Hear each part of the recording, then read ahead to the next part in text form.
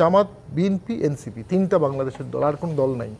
বাংলাদেশের 18 কোটি লোকের মালিকানায় তিন দলের। এই সরকার অ্যাকাউন্টেবল না, নিরপেক্ষ না।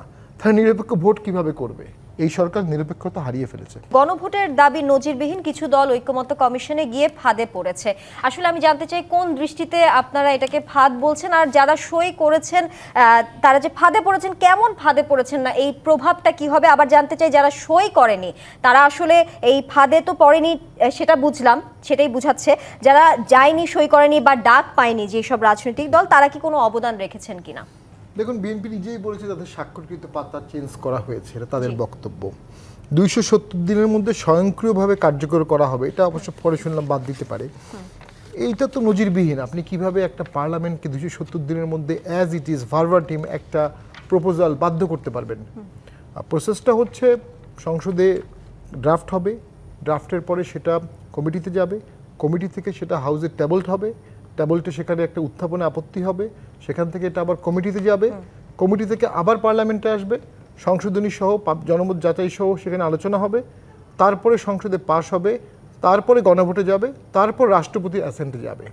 গণভোটটা মূলত রাষ্ট্রপতি বলবে যে ইহা সংসদে পাশ হইয়াছে, এখন আমি সম্মতি দিব, আপনাদের মতামত কি? প্লেন ল্যাঙ্গুয়েজে এইটাই।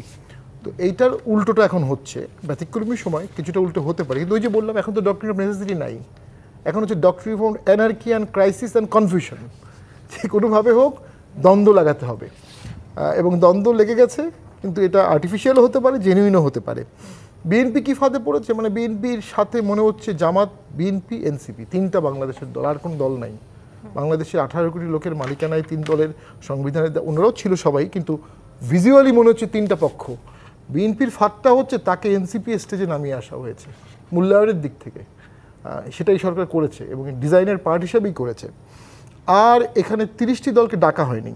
এটা নিয়ে অনেকেই বলবে স্বৈরাচারের দোসর ট্যাগিং আছে। আপনি তো সংবিধানটা বাংলাদেশের করছেন, এটা বাংলাদেশের গত আন্দোলনে সক্রিয় অংশগ্রহণকারীদের সংবিধান না, কিন্তু এটা সকলের সংবিধান।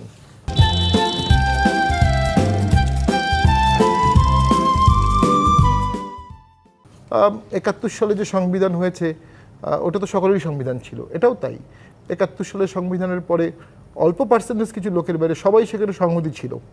91-তে যে ঐক্যমত হয়েছিল সেখানে সকল দল ছিল, একটা দলও বাদ যায়নি। এই প্রথম 30টি নিবন্ধিত দল বাদ দিয়ে একটা সংশোধনী, একটা সংস্কার হলো। এটি সর্বজনীন হলো না, এবং এটিতে ওনারশিপ আসলো না। বাংলাদেশের 56টি দলের মধ্যে সকলেই ওনারশিপ দরকার ছিল। আওয়ামী লীগ তখন ব্যান ছিল, সেটা আওয়ামী লীগ বাদ যেতে পারে, প্রক্রিয়ায় বাকিদের স্টেক ছিল। এই যে সরকারটি এক দলকে নিল, এক দলকে বাদ করে দিল, তার মানে এই সরকার নিরপেক্ষ না, এই সরকার অ্যাকাউন্টেবল না। কারণ এই সরকারের অ্যাকাউন্টেবিলিটি কোথায়? তারা যদি আজকে চলে যায়, তাদের ভুলগুলোর জন্য তাদেরকে আমরা কীভাবে অ্যাকাউন্টেবল করব? এই সরকার অ্যাকাউন্টেবল না, নিরপেক্ষ না। তাহলে নিরপেক্ষ ভোট কিভাবে করবে? এই সরকার প্রথমেই একটা ভাগ করে ফেলেছে, এখন ভাগের মধ্যে একটা ভাগ হয়ে গেছে। যেমন এই গতকালকেই সরকার বলল যে এখন রাজনৈতিক দলগুলো ঠিক করবে গণভোট আগে নাকি সংসদ নির্বাচন আগে, অর্থাৎ বলটা ঠেলে দিল রাজনৈতিক দলের মধ্যে। তার আগে 3টা দল করে ফেলছে উনি, তো 3টার মধ্যে 2টো এখন যা বলবে উনি বলবে 3টার মধ্যে 2টো এটা মেনেছে, আমি এটা মেনে নেব। তো এগুলো ছাড়িয়ে একটা শব্দ কিন্তু চলে আসছে, সেফ এক্সিট। এই শব্দটা আসছে এবং এটার গুরুত্ব আছে। সঠিকভাবে যদি এই সরকার এই সমাধানগুলো করতে না পারে, 1 মিনিট শেষ করে দিচ্ছি, তাহলে সেফ এক্সিটে প্রবলেম হবে। সমাধান হচ্ছে নির্দলীয় কেয়ারটেকার গভর্নমেন্ট করা, যারা নিরপেক্ষ হবে। এই সরকার নিরপেক্ষতা হারিয়ে ফেলেছে, নো ডাউট।